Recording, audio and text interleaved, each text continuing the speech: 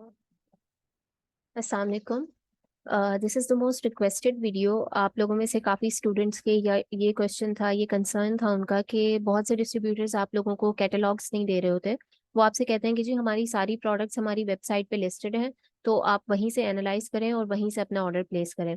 तो बिना कैटलॉग के, बिना किसी एक्सेल शीट के आप लोग कैसे उसको स्कैन करें, कैसे एनालाइज करें?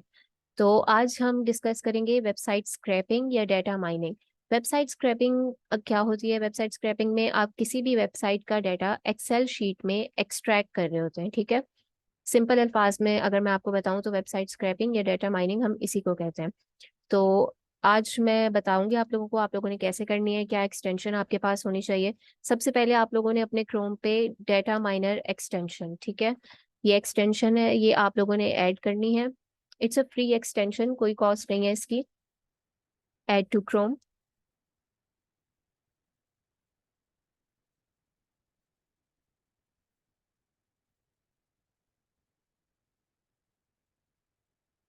एक्सटेंशन हमारे पास ऐड हो गई है, इसको मैं पिन कर रही हूँ। अच्छा, एक्सटेंशन ऐड हो जाएगी तो आपके पास ऐसी विंडो ओपन होगी। आपने साइन इन विद गूगल पे क्लिक करना है। साइन इन विद गूगल पे आपने क्लिक किया। मैं अपने अकाउंट से लॉग इन कर रही हूँ यहाँ पे। यहाँ पे आपको शो हो रही है मंथली स्क्रैप लिमिट 500 पेजेस, ठीक है। यानी आप एक मंथ में 500 पेजेस स्क्रैप कर सकते हैं या 500 पेजेस का डाटा एक्सट्रैक्ट कर सकते हैं। तो अगर आप, क्योंकि हमारे पास ये फ्री प्लान है, तो इसलिए ये 500 पेजेस की लिमिट होती है। और अगर डिस्ट्रीब्यूटर के एतबार से देखा जाए तो इट्स बेस्ट, क्योंकि 500 पेजेस तक तो आप लोग आराम से दो तीन डिस्ट्रीब्यूटर्स या तीन चार डिस्ट्रीब्यूटर्स का एक मंथ में एक्सट्रैक्ट कर सकते हैं डाटा। और ये भी ज़रूरी नहीं है, ये तो सिर्फ एक अकाउंट के लिए मैं आपको बता रही हूँ। आप डिफरेंट अकाउंट्स बना सकते हैं, डिफरेंट गूगल आईडी से आप लॉग इन करके आप जितने डिस्ट्रीब्यूटर्स का चाहें डाटा एक्सट्रैक्ट कर सकते हैं। अच्छा जी, मैंने एक डिस्ट्रीब्यूटर की वेबसाइट आप लोगों के सामने ओपन की है। मेरा इनके साथ अकाउंट नहीं है, तो इसलिए आप लोगों को प्राइस शो नहीं हो रही होगी, लेकिन आप लोगों को सिखाने के लिए मैं आप लोगों को इस वेबसाइट पे सिखाऊंगी कि डाटा माइनिंग आप लोग कैसे करते हैं या वेबसाइट स्क्रैपिंग हम कैसे कर रहे होते हैं। आपने डाटा माइनर पे क्लिक किया। यहाँ पे आपको देखें, यहाँ रेसिपी शो हो रही होंगी। रेसिपी बेसिकली क्या होती है? रेसिपी एक क्राइटेरिया होता है जिसको फॉलो करते हुए आप लोग डाटा एक्सट्रैक्ट कर रहे होते हैं, अपने कॉलम्स या अपने रोज वगैरह आप लोग बना रहे होते हैं। पब्लिक रेसिपीज में अगर तो किसी ने इस पेज को पहले किया है स्क्रैप, तो जिस क्राइटेरिया के अकॉर्डिंग किया है वो शो हो रहा होता है। माई रेसिपीज में यहाँ आपको एक रेसिपी शो हो रही होगी, सही है, क्योंकि मैं पहले स्क्रैप कर चुकी हूँ, तो ये मेरी ऑलरेडी एक क्रिएटेड रेसिपी है। मैं आप लोगों को न्यू बताऊंगी, क्योंकि आप लोगों ने बिल्कुल जीरो से स्टार्ट करना है, तो आप लोगों ने कैसे स्क्रैप करना है। आपने मेक योर ओन रेसिपी पे क्लिक करना है। आपको यहाँ थोड़े से इंस्ट्रक्शंस दिए जा रहे होंगे। आप टाइप 2 पे क्लिक करेंगे। अच्छा, पहले आप लोगों ने ये देख लेना है कि आप लोगों का पेज कैसा है, डिटेल्ड पेज है या लिस्ट पेज है। यहाँ हमें क्लियरली पता लग रहा है ये लिस्ट पेज है, क्योंकि एक एक प्रोडक्ट अलग अलग लिस्ट हुई है, राइट। तो हमने लिस्ट पेज पे क्लिक किया। ये भी फिर आप लोगों को सिर्फ समझाने के लिए कुछ इंस्ट्रक्शंस हैं। आप लोगों ने रोज पे क्लिक किया। जी। तो रोज क्या होती हैं? रोज आपको पता है कि एक्सेल शीट में रोज होते हैं, कॉलम्स होते हैं, ठीक है। रोज क्या होती हैं कि नंबर ऑफ प्रोडक्ट्स, जितने आपके प्रोडक्ट्स होती हैं उतनी आप लोगों की रोज होती हैं एक्सेल शीट में। और कॉलम्स क्या होते हैं? डिफरेंट कॉलम्स, उनकी जो इंफॉर्मेशन है, नेम हो गया, प्राइस हो गई, इन स्टॉक, यूपीसी एक्सेट्रा, वो कॉलम्स होते हैं। तो रोज हमें कितनी चाहिए? जितनी हमारे पास प्रोडक्ट शो हो रही हैं, 143 प्रोडक्ट्स। रोज हम कैसे सिलेक्ट करेंगे? हमने एडवांस फिल्टर पे क्लिक करना है, ठीक है। और हमने प्रोडक्ट की जो मेन लिस्टिंग है, हमने एक एक पे क्लिक नहीं करना, ये मैं आपको बता दूं। क्लिक आपने कहीं नहीं करना, ना नेम ना एसकेयू ना कुछ। आपने पूरा प्रोडक्ट सेलेक्ट करना है। आपने एक पूरा प्रोडक्ट सेलेक्ट किया, क्लिक शिप। ये देखें, ये हमारा हाईलाइट हो गया। जो इंफॉर्मेशन हमें चाहिए रोज के लिए वो हाईलाइट हो चुका है यहाँ पे। मैं आपको दोबारा बता दूं, आप लोगों ने क्लिक नहीं करना, आपने सिर्फ इसके ऊपर अपना कर्सर लाना है। पूरा प्रोडक्ट होना चाहिए हाईलाइट, ठीक है, और आपने शिफ्ट प्रेस कर देना है। इसके बाद हम डेटा माइनर पे जाएंगे कि आया इसने एक्सट्रैक्ट किया है या नहीं किया। आपके पास ये दो ऑप्शन शो हो रहे होंगे। हम पहले डिवीजन पे देखते हैं। नहीं, आप देखें, आप हमें सिर्फ रोज चाहिए थी, हमें प्रोडक्ट चाहिए था, इतनी डिटेल्ड इंफॉर्मेशन नहीं चाहिए थी। फैसेट पे देखते हैं जी। तो इसने ऑटोमेटिकली डिटेक्ट कर लिया है रोज को। हम कंफर्म पे क्लिक कर देंगे। ये देखें, 143 रोज आपकी बन गई हैं। 143 प्रोडक्ट से 143 रोज बन गई। रोज हमारी कंफर्म हो गई। अब हम करेंगे कॉलम्स। Add new column. जो फर्स्ट कॉलम हमें चाहिए वो क्या होगा? नेम होगा, ठीक है। इसको मैं रीनेम कर दूंगी, यहाँ पे कॉलम 1 को मैं कर दूंगी नेम। और नेम में इजी कॉलम फाइंडर पे मैं क्लिक करूंगी। दोबारा से सेलेक्टेड पेज पे जाएंगे, हमें नेम कहाँ है? ये नेम आ गया। अब यहाँ पे हमने एक एक चीज को सेलेक्ट करना है, ठीक है। पहले हमने पूरा प्रोडक्ट सेलेक्ट किया था रो के लिए। कॉलम्स के लिए हम एक एक चीज को सेलेक्ट करेंगे जिसके हमें कॉलम्स चाहिए। तो मैं इस नेम पे हवर करूंगी अपना पॉइंटर। क्लिक नहीं करना, आपने सिर्फ उसको ऊपर लेकर जाना है। और अब मैं प्रेस करूंगी सी। ठीक है, मेरा नेम यहाँ पर हाईलाइट हो गया। दोबारा मैंने डेटा माइनर ओपन किया। इसमें हम चेक करेंगे कि इसने हम एक्सट्रैक्ट किया है या नहीं। कंफर्म करते हैं हम जी। सारी प्रोडक्ट्स के नेम हाईलाइट हो गए हैं। हमारे पास नेम आ गया। हम न्यू कॉलम ऐड करेंगे। कॉलम 2 मुझे किसका चाहिए? नेम हो चुका है। कॉलम 2 लेट से SKU हम करते हैं। हम दोबारा से इजी कॉलम फाइंडर पे क्लिक करेंगे। अब हम SKU पर लेकर जाएंगे अपना कर्सर और कीबोर्ड से प्रेस करेंगे सी। ये देखें, SKU भी हमारे पास हाईलाइट हो गया। इसमें हमारे पास ऑप्शन दिखा रहा है, तो यानी इसको हाईलाइट करने में थोड़ी प्रॉब्लम होगी है। डिवीजन हम चेक करते हैं।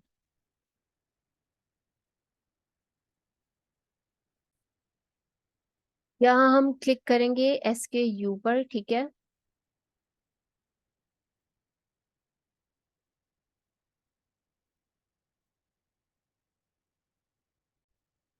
और हम कर देंगे यहाँ पे इसको कंफर्म।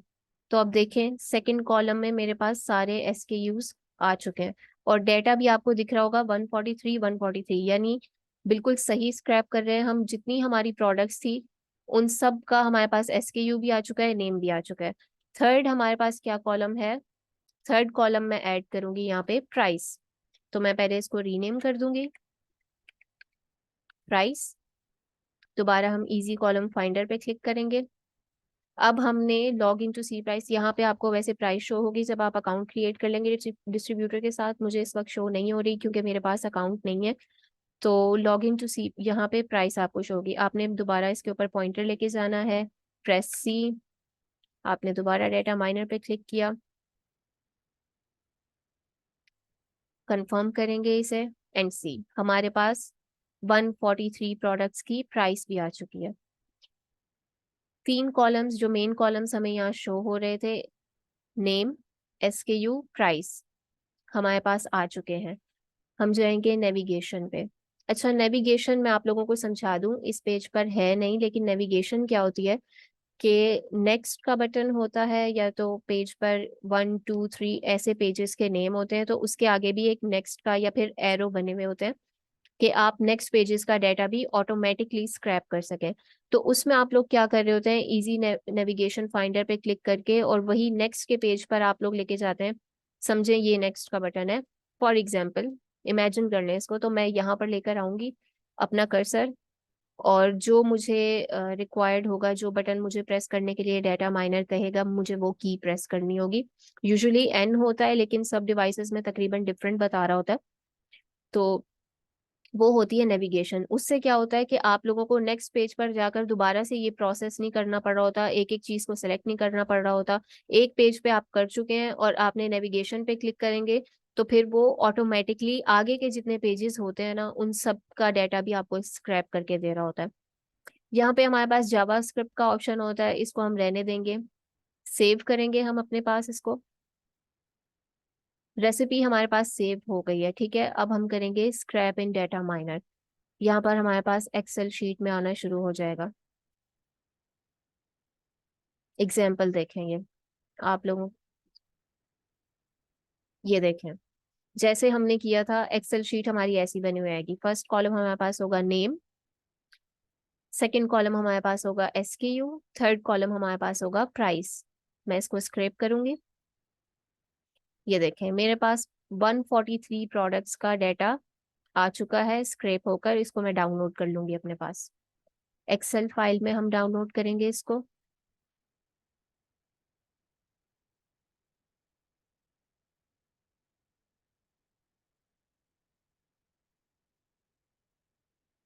ये मेरे पास एक्सेल फाइल डाउनलोड हो चुकी है। अच्छा जी, मेरे पास ये गूगल शीट्स की फॉर्म में मैंने सेव कर ली थी। आप लोगों के पास एक्सेल शीट में डाउनलोड होगी, ठीक है। आप लोग एक्सेल यूज़ करते हैं, आप लोग एक्सेल में देख सकते हैं। मैं गूगल शीट्स प्रेफर करती हूँ, तो मैंने उसमें ओपन किया है। तो ये देखें हमारे पास शीट ये डाउनलोड हो चुकी है जो हमने एक्सट्रैक्ट किया था। अब इसको आपने जैसे मर्जी आप अरेंज करना चाहें, एनालाइज करना चाहें, स्कैन करना चाहें, आप कर सकते हैं। अच्छा, एक कुछ ये होता है कि आप लोगों को टाइटल के साथ साथ उसकी डायमेंशन भी शो हो रही होती हैं। तो अगर इसको आप लोग अलग उसमें करना चाहें, अलग कॉलम्स में करना चाहें डायमेंशन को, तो वो भी मैं आप लोगों को बता देती हूँ कि कैसे करते हैं। जैसे ये SKU आ रहा है, तो जब हम स्कैन कर रहे होते हैं तो ये चीज़ हमारे लिए प्रॉब्लम क्रिएट करती है। SKU में हमारे पास सिर्फ नंबर होना चाहिए। तो इसको हम कैसे करते हैं अलग, वो मैं आपको बताती हूँ। पहले तो आप थोड़ा सा स्पेस बनाएंगे, क्योंकि आपने कॉलम को स्प्लिट करना है। तो मैं थोड़ा सा इसमें स्पेस बनाऊंगी।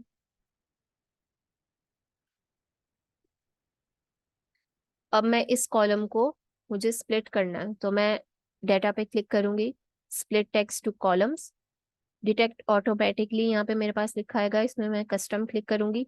तो मुझे ये देखें, इसने वैसे तो ऑटोमेटिकली डिटेक्ट कर लिया था, लेकिन कभी कभी ऐसा होता है कि ऑटोमेटिकली नहीं डिटेक्ट कर पा रहा होता कि आपको कहाँ से कॉलम को स्प्लिट करना है, टेक्स्ट को। तो आप यहाँ अपनी मर्जी से भी ऐड कर सकते हैं। जैसे यहाँ पे अगर मुझे कुछ ऐड करना होता, तो मुझे कॉलन ऐड करना होता ऐसे।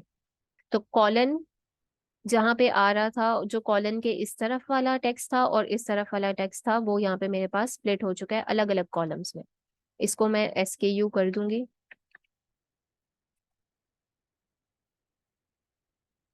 और ये कॉलम मैं डिलीट कर दूंगी, ठीक है। ऐसे ही अगर यहाँ से आप लोगों को इसके डायमेंशंस को करना है, तो पहले आप इस कॉलम को कट करके यहाँ पेस्ट कीजिएगा और स्पेस बनाइएगा, क्योंकि जितना ज्यादा टेक्स्ट होता है वो आगे के कॉलम्स में डिवाइड होता जाता है टेक्स्ट। तो अक्सर ऐसा होता है कि जो अगर नेक्स्ट कॉलम खाली ना हो तो ओवरलैप कर जाता है टेक्स्ट। अगर मैं इसको वहां से रिमूव ना करती और यहाँ ना लाती, तो ये टेक्स्ट ओवरलैप कर जाता। अब मुझे इसमें से डायमेंशन अलग करनी है। ये जो मेरे पास आ रहा है ना, 12 बाई 12, 7.5 इंचेस एक्सेट्रा। तो इसको भी मैं स्प्लिट करने के लिए क्या करूंगी, डाटा पे क्लिक करूंगी, स्प्लिट टेक्स्ट टू कॉलम्स, कि मेरे पास डायमेंशन एक कॉलम में हो जाए और मेरे पास टेक्स्ट जो टाइटल है वो एक कॉलम में हो जाए। यहाँ पे ऑटोमेटिकली वो डिटेक्ट नहीं कर सका है, क्योंकि बहुत सारे यहाँ पे कैरेक्टर्स यूज हो रहे हैं। यहाँ पे मुझे कस्टम करना होगा। तो आप देखें कि बीच में ये जो बार आपको शो हो रहा है, ये आपके टेक्स्ट को स्प्लिट कर रहा है। तो आपको अपने कीबोर्ड से ये बार ऐड करना होगा यहाँ पे।